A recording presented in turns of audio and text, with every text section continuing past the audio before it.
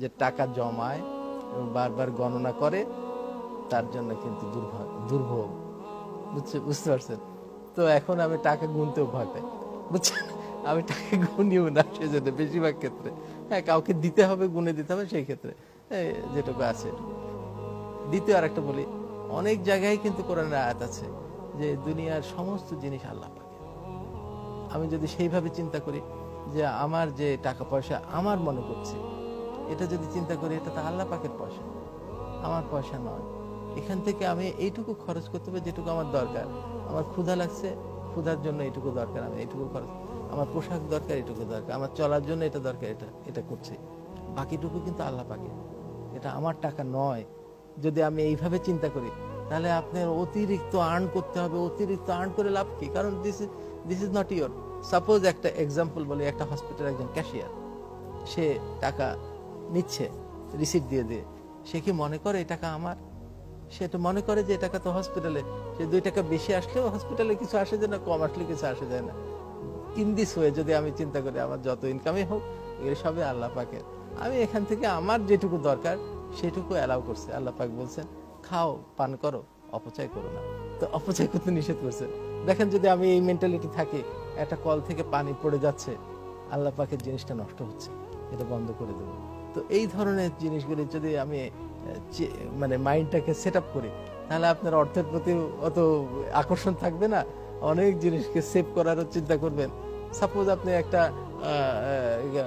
এক জায়গায় অনেক বড় মানুষের জায়গায় বলছে, তুমি এখানে থাকো, 6 মাস থাকো, এখানে যা যা আছে তুমি ব্যবহার করবে, তোমার খাওয়া পড়া যা যা যাতায়াতের জন্য ব্যবহার করবে, বাকিটা আমার, আপনার না কিন্তু আরেকজনের। তা আপনি কি করবেন? এবং যদি আপনার থাকে যে সিসিটিভি আছে, আপনি কোনো অপচয় করছেন কিনা সেটা দেখতেছে, যদি মনে করেন, তাহলে কি আপনি অপচয় করবেন? অথবা আপনার সেই লোককে আপনি খুবই ভালোবাসেন, তার জিনিসটা নষ্ট হোক সেটা চান না। তো আমার পৃথিবীর জিনিসগুলো মনে হয় এরকম, যে যা জিনিসপত্র আল্লাহ পাক আমাকে দিচ্ছেন, এটা আমার জন্য বার্ডেন যদি বেশি দিয়ে থাকেন।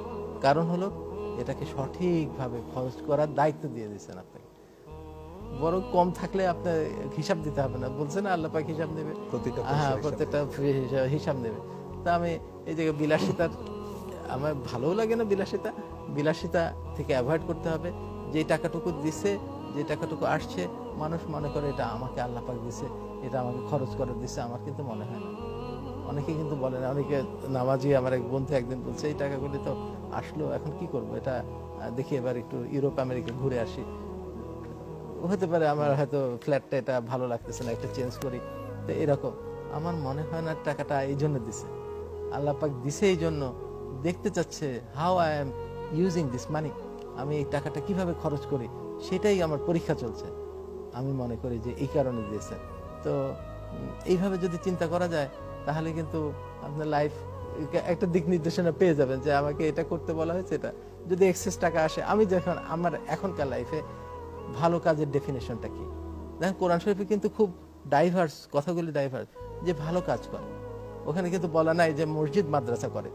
হ্যাঁ, মসজিদ মাদ্রাসা করা অবশ্যই ভালো কাজ, কিন্তু এর সাথে অন্য কাজও ভালো কাজ। আপনি একটা গাছ লাগাবেন, সেটাও ভালো কাজ।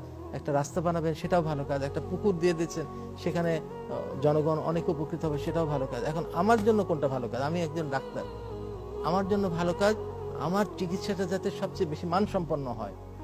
কাজে আমার টাকাটা যেটা এক্সেস আসবে, সেটা আমি সেজন্য আমি মানসম্পন্ন চিকিৎসার জন্য খরচ করে থাকি।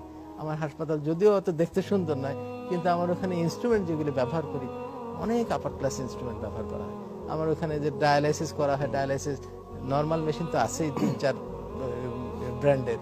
তারপরে স্লেট ডায়ালাইসিস, সিআরআরটি মেশিন বোধহয় ঢাকা শহরে অল্প কয়েকটা হসপিটালে আছে, কিন্তু সেই সিআরআরটি মেশিন, যেটা প্রেশার কমে গেছে, আইসিইউতে একটা খুব খারাপ রোগীর ডায়ালাইসিস করতে হলে 24 ঘন্টা ধরে আস্তে আস্তে ডায়ালাইসিস হবে, এই ধরনের মেশিন। তারপরে আমার ওখানে যে এলসিএম এসএমএস মেশিন, বাংলাদেশে this is the first machine. আমি 2 কোটি টাকা দিয়ে এটা কিনতে, আমি এখানে আমার কোনো আমার বাধেই না। কিন্তু আমার যদি 2 কোটি টাকা দিয়ে আমি গাড়ি কিনতে যাই, আমার মনে হয় আমার heart will not support it.